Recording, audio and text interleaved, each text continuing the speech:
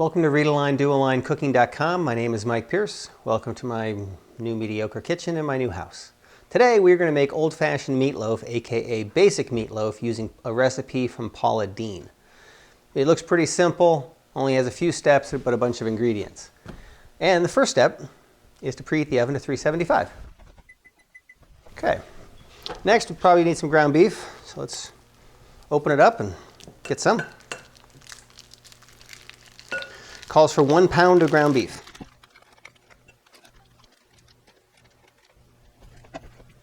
One egg, lightly beaten. Probably should have started with that. Half a cup of chopped onion. And yes, I know I'm not supposed to use the knife as a spatula, but it works really well. You just dull your knife. There we go. Perfect. And next would be 1 1/4 teaspoon of salt. Here's the 1. Need something to do it over. 1/4 teaspoon of ground black pepper. And let's see, it calls for 8 ounces of canned, without the juice, diced tomatoes. I had tomato wedges, so I kind of hand diced them myself. There we go. Good enough. And then it wants half a cup of oatmeal. And that's it. So we need to mix this all together.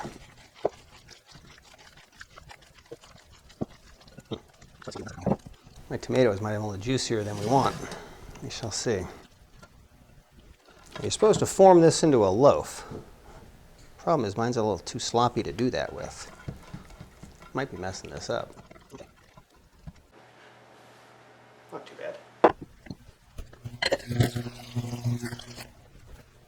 And next, wants us to mix the ketchup, brown sugar, and mustard to put on the loaf. So, for the brown sugar, it wants 2 tablespoons. It does not specify light or dark.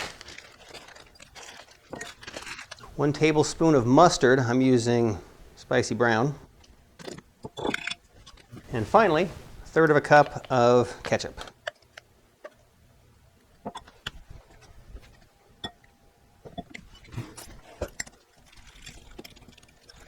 My brown sugar is a little crunchy.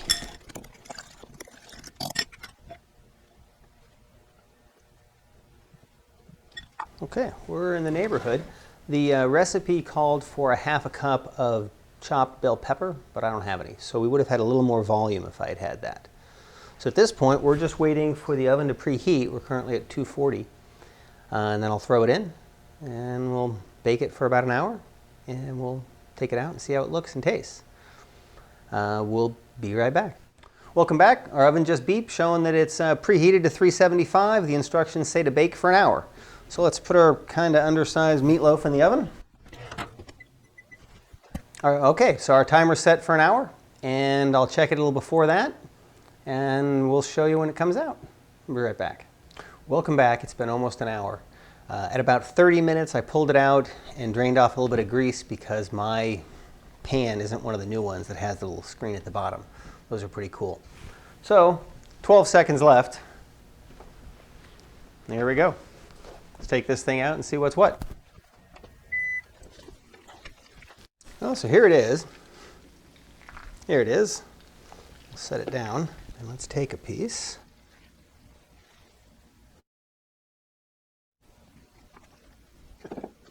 Well, there it is. And there it is. Let's try a bite. Let's try the same bite in piece. This may be really hot. Flavor-wise, it's pretty good.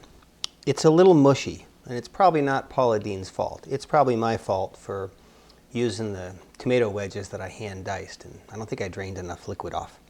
That's why it was so squishy when we made it. But the flavor's pretty good. Let me try another bite here. Well, it certainly smells good. Yeah, it's pretty good. The problem I have is I didn't really squish it together enough because it was so squishy. Probably if I'd used the proper tomatoes and drained them right, it probably would have turned out a little better. But the flavor is good, and it was obviously very easy to make. I would do it again. I've seen other recipes that have bacon across the top, and I've had that before from my friends' parents and whatnot when I was a kid. I like that too. This might have been good with some bacon across the top. Anyways, that's about it. Another semi-successful recipe. I don't know. I'll be posting this recipe up at my website, readaline-doalinecooking.com, within 24 hours. Also, this recipe comes from Paula Deen's website, pauladeen.com, which is where you probably should go to get the recipe. Whatever. Anyways, if you like the video, please give it a thumbs up. If you like what I'm doing, please go ahead and subscribe to the channel. Every now and then go up to readaline-doalinecooking.com and take a look around. That's where the recipes are posted. In the meantime, until next time, thank you so much. I appreciate it.